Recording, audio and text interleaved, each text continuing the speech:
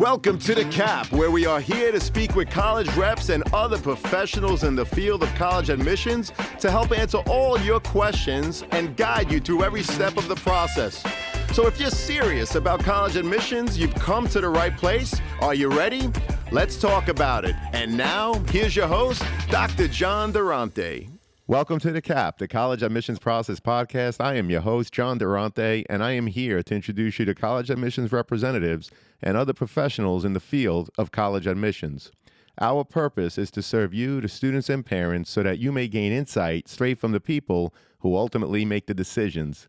Regardless of whether you apply to a particular school being highlighted in a given episode, you should listen to all of them, as each guest will give you tremendous insight and advice on every aspect of the college admissions process, prompting you to come up with your own follow-up questions for when you visit campus or meet with a college admissions representative yourself.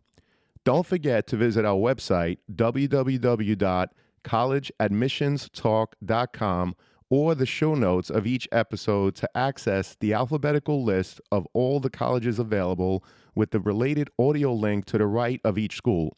The alphabetical list provides you with on-demand access to all of the episodes so that you may listen whenever you wish. And if you want to receive links to episodes before they are released on the podcast, along with other related resources, please fill out the email opt-in form also available on our website and in the show notes of each episode. Lastly, please email me with any questions or comments at collegeadmissionstalk@gmail.com. So are you ready? Let's talk about it.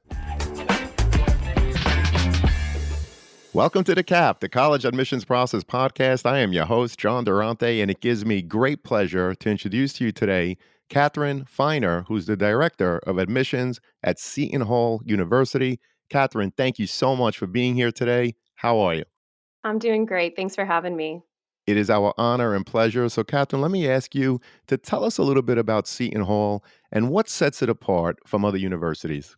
Absolutely. Well, Seton Hall is a great place. I'm actually a Seton Hall alum myself. So, in addition to being the director, I have both my personal experience as a student and now being back as a professional staff member, and both have been incredible. And I think one of the things that really sets Seton Hall apart, we're located in South Orange, New Jersey, which is a small village. It's actually referred to as the Village of South Orange, which kind of gives you that picturesque idea of a quaint little town. And it's definitely that. But we're also located just 14 miles from Manhattan. So when it comes to access to all that New York City has to offer, our students really get that experience, but they're also kind of safely nestled in this traditional college campus experience. Our campus is completely gated, so our students really feel like they're in a safe place. And it's a park-like campus. It's a beautiful campus, but it's super walkable. Seton Hall is a lot smaller, I think, than some people realize. We have around 6,000 undergrads total, which isn't a tiny school, but because we have that amazing Big East basketball program, a lot of people think we're a much larger institution, but it's really great because students get to have familiar faces on day one. They'll start recognizing people on campus that they see in their classes, that they see in the cafeteria, but they're also meeting new people all 4 years. So I think it really is a great balance of having that community feeling, but all of the resources of a large national research university. So it's a really great and special place. Well, we appreciate that introduction, and I read that you have more than 90 academic programs. Your student to faculty ratio is 14 to 1. And as you mentioned, you're a short trip to New York City, which I'm sure offers multiple opportunities recreationally, but also for internships for your students and beyond. So I was curious, Catherine, what are some of your most popular programs and majors offered at Seton Hall, and how do they prepare students for their future careers? Well, you're absolutely right. We do have more than 90 academic programs, and they're across a lot of different disciplines, which I think is really important when you're choosing a college. And I'll talk about this more a little bit later, but to have options available. And so for us, we have everything from our Stillman School of Business, School of Diplomacy and International Relations, which I'm actually an alum of that program. but we're also a leader in health professions. And I think that's something really important to stress. Students have access to things like nursing, occupational therapy, physical therapy, physician assistant. I know those are all really popular programs. We do also have several, and they're all dual degree programs. So, speech language pathology is another one, athletic training. And we have a joint MD program with the Hackensack Meridian School of Medicine, which is really, really popular the last couple of years as well. But I would say definitely those are some of our key programs. Education, I think, is also really popular. And one thing that's unique about our School of Education is that students can get certified both as elementary or secondary education teachers and special education teachers right at the same time in 4 years, which not every place can do that. But I think across the board, all of our programs really try to emphasize hands on learning experiences for our students and really putting what they're learning into practice. I know our School of Diplomacy, for example, was founded in partnership with the United Nations Association of the United States. And so, to your point about having access to New York City, we're just a short train ride away. It takes about 35, 40 minutes on the train to get into New York City. And so, our students have access to more than 17,000 internship opportunities that Wow. our Career Center really supports our students in looking for those because we want the students to really experience what they're doing. I think a lot of students, in theory, they pick a major and they think, okay, this makes sense to me, but then they get in and actually start doing it. And I think that's those hands-on experiences is where they can really learn, is this something I actually want to do? For those health profession majors that I mentioned, we actually have a separate campus just about 20 minutes from our main campus in South Orange. It's our interprofessional health sciences campus. And it opened back in 2018, so it's a really new facility, but that's where all of the graduate level portions of our, occupational therapy, physician assistant, PT programs, and it has state of the art lab facilities, simulation labs. That's where students do all of their really hands on learning for those health professions. So it's really great that they have access to all of the state of the art facilities right at their fingertips here at Seton Hall, which is great. Well, thank you so much for that comprehensive overview. And I appreciate you sharing that you're a leader in the health professions and that you have a separate campus for that. That's terrific. I didn't know that. Over 90 academic programs, internship opportunities, hands on experiences. It really sounds like you have something for everyone at Seton Hall University. So, Catherine, I was also curious, what is life like on campus? Students always ask about the social aspect of a college campus, so any insight you could share would be greatly appreciated. Yeah, absolutely. There's always something happening on Seton Hall's campus. And this past fall, we actually reopened our university center. It had opened back in the 1960s and hadn't really been renovated or refreshed since then. And we knew that that wasn't really serving our student population, especially because that was the main hub and home on campus to our students for their social lives. So this past fall, we opened our brand new university center and our students, literally from day one, started using every single space of the university center and have really been enjoying having access to that. At Seton Hall, we have over 100 different clubs and organizations. We have fraternities and sororities. So for students thinking about pursuing Greek life, that's a really great option. And, one thing I really like about our Greek system at Seton Hall is that we don't actually have university sanctioned Greek housing. Many colleges, especially larger colleges, might have a fraternity or sorority row. And so our students involved in Greek life, they aren't just isolated or cut off from the rest of the campus community. It's not their whole identity. I was in a sorority during my time at Seton Hall, but I was also a member of the Model UN Club. I was a resident assistant. And so you can really get involved in a lot of different things. And so if you want to participate in Greek life, you can, but it doesn't have to be your whole identity. One thing we also do that I really love, Seton Hall was founded in 1856. And so we've instituted a program called the First 56 Days, where from the first day of school, every single day for the first 56 days, there is something happening on campus, whether that's our involvement fair, so students can learn about clubs and activities, to a petting zoo for students on the middle of the campus green. That was a big hit. To, our we have a spring carnival that's more in the spring, but every single day for the first 56 days, something fun is happening on campus so that students really get immersed and jump right in from day one. Because we know that the transition from high school to college can be really tough. It's overwhelming. Students might be living away from home for the first time. Many students are sharing a room for the first time, so that can lead to some interesting experiences. But we really do try to make sure that there's always something happening on campus for our students. About 80% of our first year students do live in campus housing, so it's a very residential campus community. And in the spring, we have our spring carnival, and they just announced who's coming for our spring concert, which is Ray Shremmerd. I think I'm getting that right. I'm getting old. I don't know. I know the students were really excited about it. Ray Shremmer, I think. Yes, that's it. Um, but the students are really excited about that, and we just try to keep a lively experience. And to your point earlier, having access to the city isn't just good for internship opportunities. Our students really do take advantage of that for their social lives and having fun, and really getting to experience life off campus as well as all of the fun things that are happening on campus. And of course, cheering on the Pirates at Seton Hall basketball games. That's a big one as well. Absolutely, and they've had tremendous success. So thank you so much for that overview. Brand new university center, over 100 different clubs, Greek life, and so much more on your campus. Thank you again, Catherine. And can you walk us through the admissions process at Seton Hall, and what should students and parents keep in mind when applying? Absolutely. So I would say that the application process at Seton Hall is pretty straightforward. We try to keep things simple for students because we know that with so many different schools that they may be applying to, there's a lot to keep track of and a lot to keep straight. So Seton Hall is both on the common application, and we have our own Seton Hall application. And we have no preference on which students use. It's really what works best for you. But students can track their progress on their application through our applicant portal, regardless of whether they apply via the Common Application or the Seton Hall application. Um, the main things that students need to submit, of course, their high school transcript. We do ask for a letter of recommendation from a teacher and from their guidance counselor.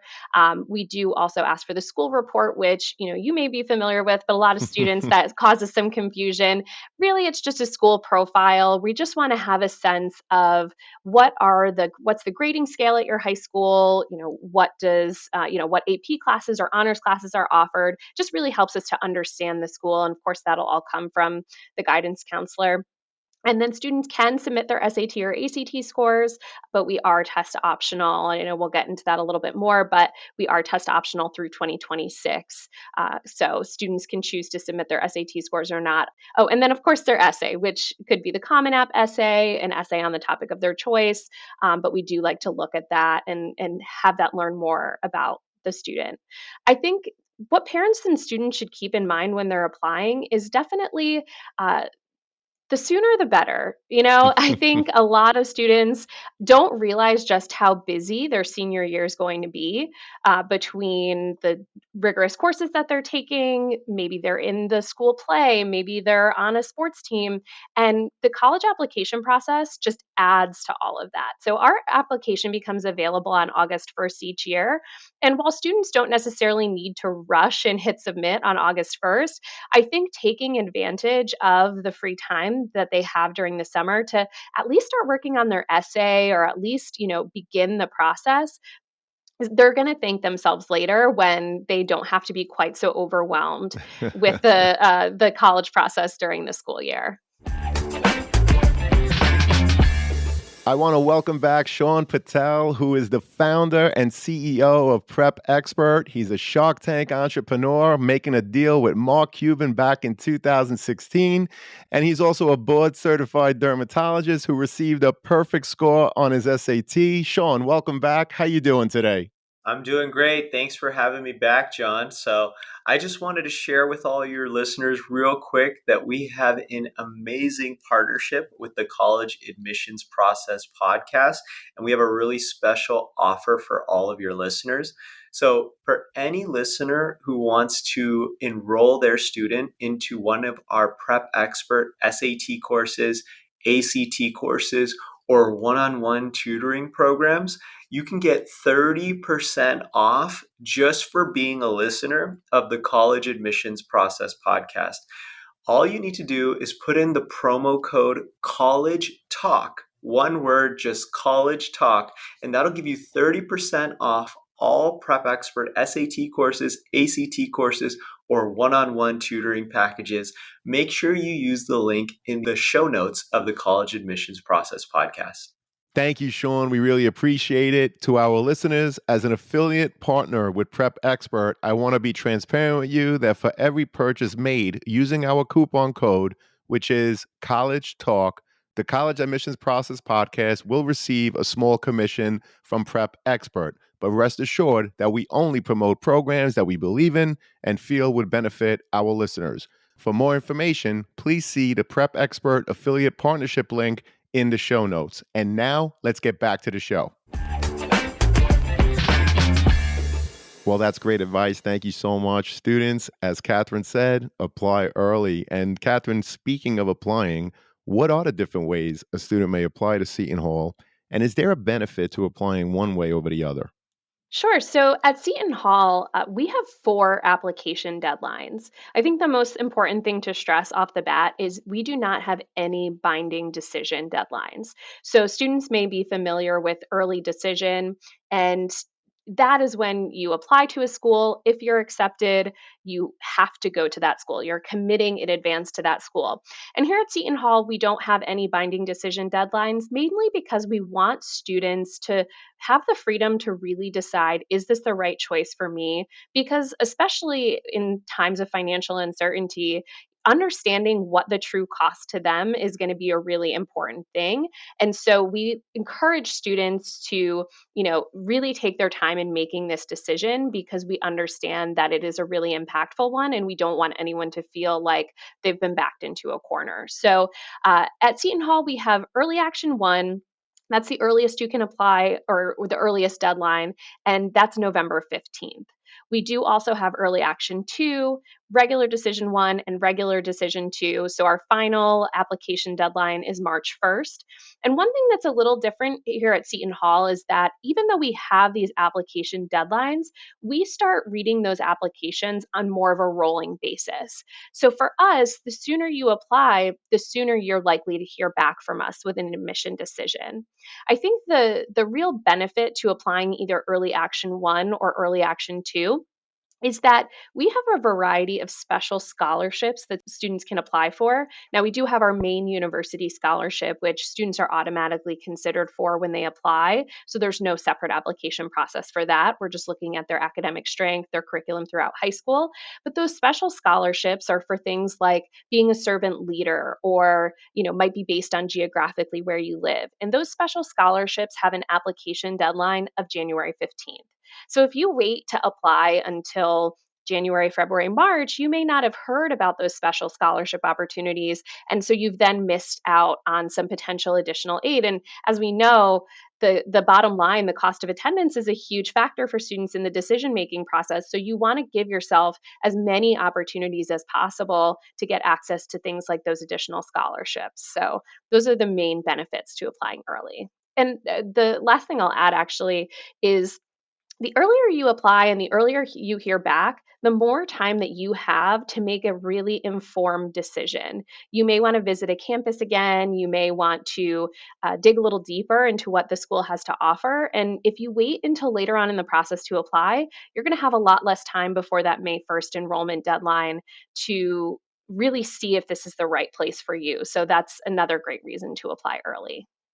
Well, I really appreciate that insight, and I agree that applying early is so important. And it's great that you mentioned your scholarship opportunities and how if you apply for regular decision 2, which has a March 1st deadline, you're going to miss the deadlines of the scholarships, which I believe you said was January 15th. So these are very important pieces of information emphasizing applying early so that you could frankly enjoy your senior year, students. So what are some of the things that students do to demonstrate their interest in Seton Hall? And is that something that you track as part of your overall admissions process? Yeah, so at Seton Hall, demonstrated interest is definitely something that we look at. We've received more than 25,000 applications for admission. And so Wow. trying to determine a student's level of interest is really helpful for us in determining, is this student a good fit for Seton Hall?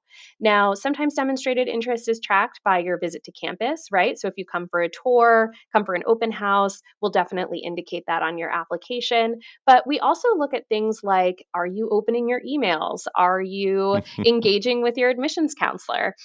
At Seton Hall, we have admissions counselors assigned by geographic location. So I've worked with students in the New York City area for as long as I've been in college admissions. And I know those schools really well. I'm really familiar with them. But we really are here as a resource for students. I think a lot of high school students think if they reach out to their admission counselor that they're going to be bothering them or they don't want to hear from them, but quite the opposite. The students that we talk to, that we hear from. Now, don't email me every day just to email me, but the students that I hear from, I get to know and I want to advocate for because I can tell that this is really a place that they want to be.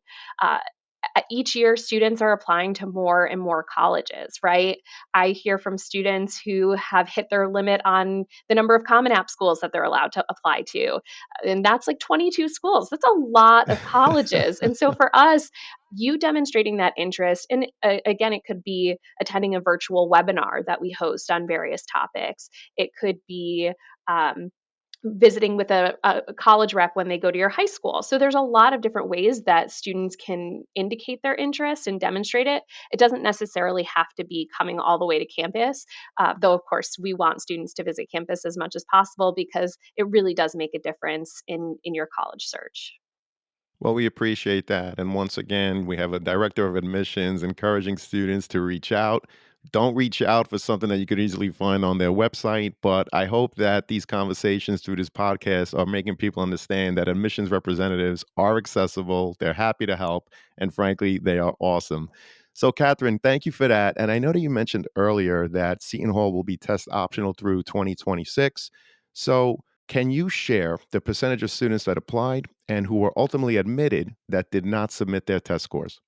Yeah, so this year, around 71% of our students applied test optional. Now, that's down a bit from 2021 when it was closer to 74%. So I think more students are starting to submit their test scores.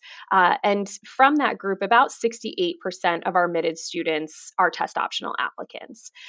One thing I've found really interesting, especially over the past year, is that even some students with really strong SAT scores are choosing to apply test optional.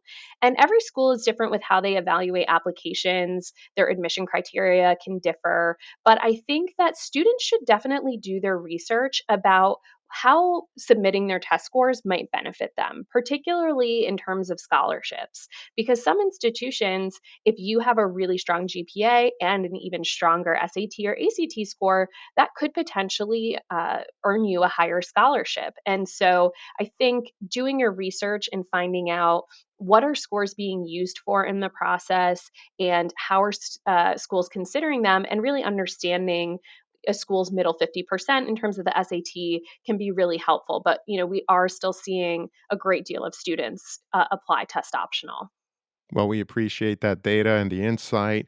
Catherine, I was curious, where do you think the test optional movement is going over the next few years? It's a really great question. I did a little digging and because I the test optional movement has been going on for I think a lot longer than people think. Um, Back in 2015, there were already over 800 colleges that were test optional and weren't requiring SAT or ACT scores. A lot of people associate the test optional movement with the pandemic now, which understandably, that number went from 850 in 2015 to last year, more than 1,800 colleges were test Wow. optional. And that's a huge jump. But I think that a lot of colleges are seeing that there's not a huge difference in the quality and caliber of students who apply test optional versus students who submit their SAT scores. And, I've even worked at test blind institutions, schools that don't consider SAT or ACT scores at all in the enrollment process.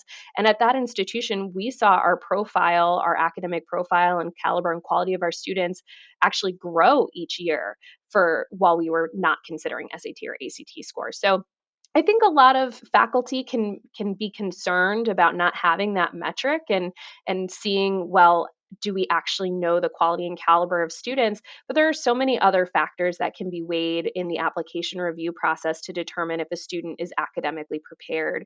So I think, especially as the SAT continues to evolve, by, I believe it's spring of 2024, all SAT tests administered will be done in the digital format. So that's definitely going to be bringing some additional major changes to how colleges consider this new SAT. But I think a lot of schools are going to continue to remain test optional because they're seeing it's not necessarily that main or key factor that determines whether or not a student can be successful at their institution.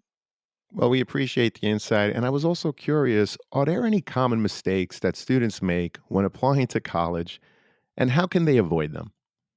I really like this question because I think it's easy to get overwhelmed and not be sure what you're doing, and mistakes happen, right? We understand that, but I think some of the ones that I truly like to talk to students about when I'm on the road or when I'm meeting with them one-on-one, number one is focusing too much on choosing the right major. I think a lot of students and their parents, frankly, get really bogged down on you've got to pick a major, you've got to pick a major, you've got to know what you're doing with your future. And I think that's a lot to ask a 17 or 18-year-old. If you talk to my mom, she retired a few years ago, and she'll tell you she still doesn't know what she wants to be when she grows up, right? So I think a lot of students get really focused on picking a particular major, and or maybe they have friends who are like, yes, I'm absolutely going to be an accounting major, I'm going to be an accountant. But what happens when you pick a college for that major, you go into your first accounting class in college and you say, oh my gosh, I hate accounting. It really shatters their worldview because they had built up this future in their mind of, okay, I know what the next 10 years looks like for me because I'm going to sit for this exam and I'm going to do that. And then they get into it and they say, oh my gosh, this isn't what I want to do. And they really have a hard time shifting gears because they see it as a failure, or they see it as, oh, why did I pick this college? I don't want to do this anymore. They might be afraid to change their major. When the reality is, the average college student changes their major up to 3 times during their college experience. And so I think students who go in either undecided or at least with an open mind tend to end up in a program or a major or career path that really suits them better because they are open to opportunities. I mean, I just think about the fact that there are jobs that exist today that when I was a college student just 12, 15 years ago didn't exist, right? And so, how can we close ourselves off to these opportunities? When you go in with a more of an open mind, I think you don't even know what path you're going to end up on, and that's a really exciting thing. But I can understand parents, especially, that's a scary prospect. They could end up doing anything. They're like, "Oh, I'd really like it if they picked a career that I can fit into a neat, box, and they'll graduate with a job in that thing." But I think staying open to opportunities and staying open to not needing to know exactly what you want to do, I think is a really important thing. And then the other thing that I always like to emphasize to students is don't rule out a college based on their listed uh, average GPA or average SAT. We all learn in school what an average is, right? It's the middle, not a minimum. But I think kids look at a college's posted GPA or SAT and they think, if I don't have that GPA, I can't get into that school. And so they'll rule it out. I did it myself, when I was in my college search. And I don't know what it is, but I can't stress enough to students. A school's average is not a minimum. And if they have an average GPA of a 3.6, that means they accepted students with a 4.0. And it also might mean they accepted a student with a 3.0 or a 3.1, right? So don't sell yourself short on an opportunity just because you think oh, if I'm not meeting that criteria, I'm not getting in. You can't get into a school that you don't apply to, right? So don't just rule a school out right away because you don't think you meet their GPA or SAT. What's up, podcast friends? I'm happy to share that we've teamed up with Dormco to make your dorm decorating a lot easier. Why Dormco? They offer quality and durability, affordability, and a wide selection for bedding to storage solutions and everything in between for your dorm room. So if you or anyone you know is looking to decorate your dorm, see the affiliate partnership link in the show notes for Dormco, your one stop for stylish, affordable, and quality dorm essentials. Please note that if you make a purchase through any of our affiliate links, the podcast gets a commission, but rest assured that we would only promote products that we believe in and feel would benefit our listeners. Thank you all, and best wishes. Well, those are great insights, how to look at the different averages, but also staying open to opportunities in terms of majors. Thank you so much, Catherine. We really appreciate it. And I was also curious, how does Seton Hall support its students once they are admitted, both academically and socially? We support our students in a lot of ways, and I think the first thing that we do is, as you know, during the admissions process, we in admissions really become the main point of contact, the person that families rely on to answer all of their questions. But once a student enrolls, we really transition out of that capacity and hand them over to our friends in student services or student affairs, right? But we try to make that transition as smooth as possible here at Seton Hall. We have tons of different resources available, starting with some digital resources. So we've created a online video database. I don't know about you, but anytime I can't figure out how to do something, whether it's, fix an appliance or do something, I go on YouTube and I watch a YouTube video and I say, okay, step by step, this is how I do it. And so we took that concept and applied it to all of the important next steps in the enrollment process. So whether that be starting a payment plan or signing up for housing. So we have a whole database for incoming students of tutorial videos that walks them through step by step in the process. Now, of course, we're happy to do it one-on-one, but it's a really great resource. And as they transition out of our care into the care of our Center for Academic Success, they come for summer orientation. We have mandatory orientation over the summer. And at that orientation, students will meet their advisor for the first time. They'll also meet their peer advisor, which is a student who is going to, we call it their first friend on campus, their first upperclassman friend on campus. And they're really there to be a go to person for them from the student perspective, right? They are there as a resource. They give out their cell phone numbers. They're really willing to help support the student as they make their transition. And because they meet their advisor at summer orientation, they know that person right from the start. And in their freshman year, in the fall of their freshman year, they'll take a one credit course called University Life, which is basically just being a college student 101. But that class is taught by that advisor that they met at summer orientation. And their peer advisor is also teaching that class, co-teaching with the academic advisor or with the advisor, so that the student has both a touch point every single week with that first friend on campus and with their advisor, so that they really have a main support system all the way through their first semester of freshman year that's going to make sure that they're staying on track and doing what they need to do. Beyond that, we also have, a disability support services office. So for students out of high school who might have an IEP or 504 plan, we can support them. Or for students who have physical accommodations that they might need, we can work with them to set that up. But we also have counseling and psychological services. I think we all know that the mental health crisis has been growing over the past number of years, certainly impacted by the pandemic. And so we know a lot of students are coming in with anxiety or depression or different things that they might need support from a counselor or a psychologist. And so we actually recently expanded that staff because we want to make sure that we have the capacity to help students and make sure that they're acclimating and they're safe and happy here on our campus right from day one. Well, that is terrific. Thank you so much for all of that information. I particularly love the peer advisor program, which I think is incredible, and also the fact that the counselor teaches the freshman course to all of the incoming students. I think that's terrific, not to mention all of the other programs that you mentioned.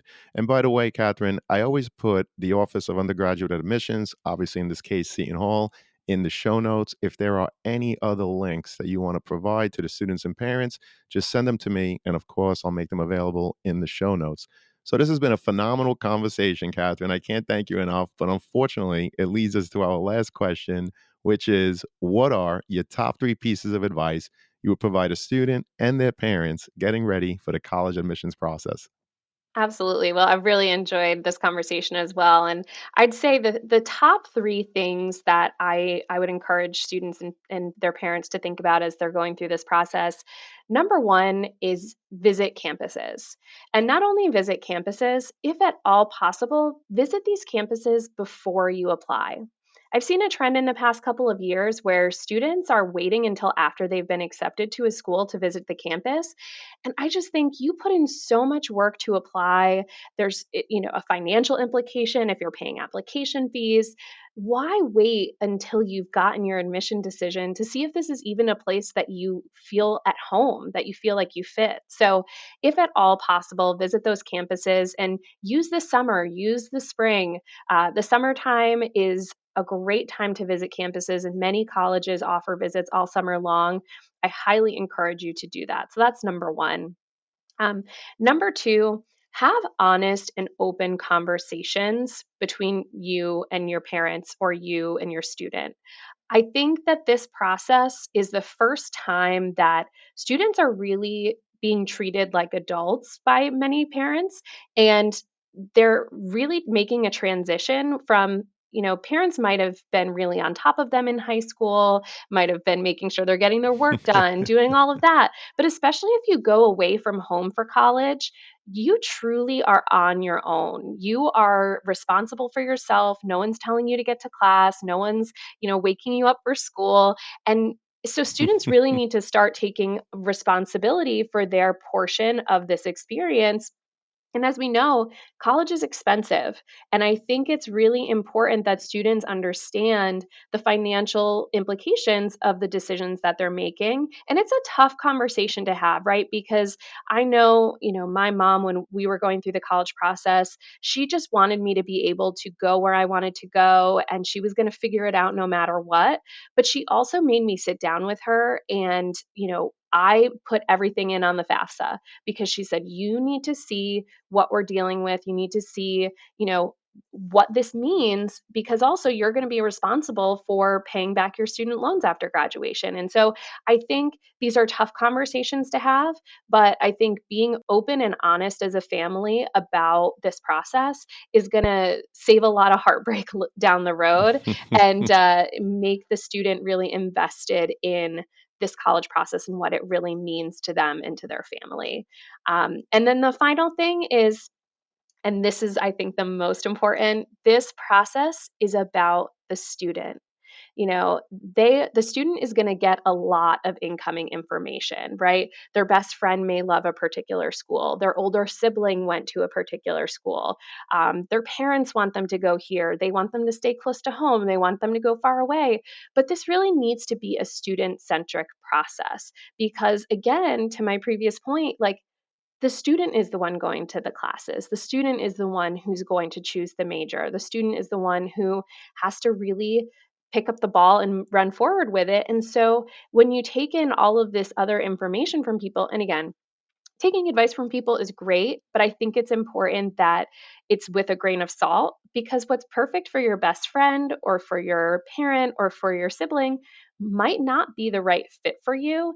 And so we really need to think about this as a student centric process and knowing that what is best for this student may be completely different from someone else. My older brother went to the Coast Guard Academy.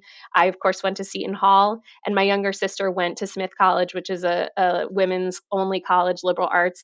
We could not have chosen three more different schools. We grew up in the same house. We went to all the same schools through kindergarten through high school.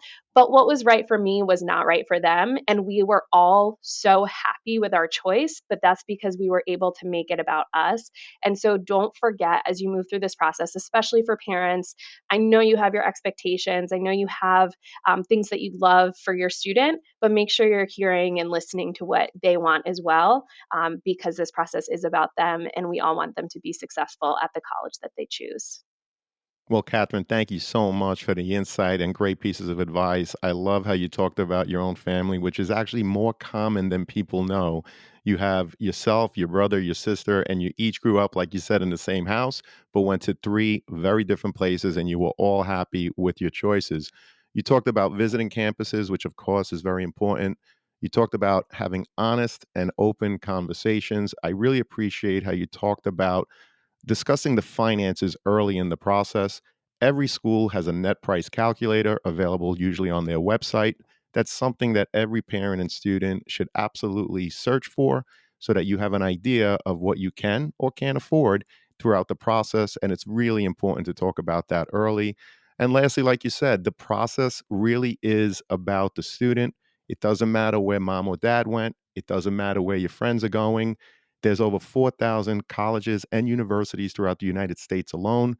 There's definitely a school for everyone, but not every school is the right fit for every student. So, Catherine, I can't thank you enough for your insight, your advice. This was awesome, and I hope to have you again soon. Take care. Thanks so much for having me. This was great.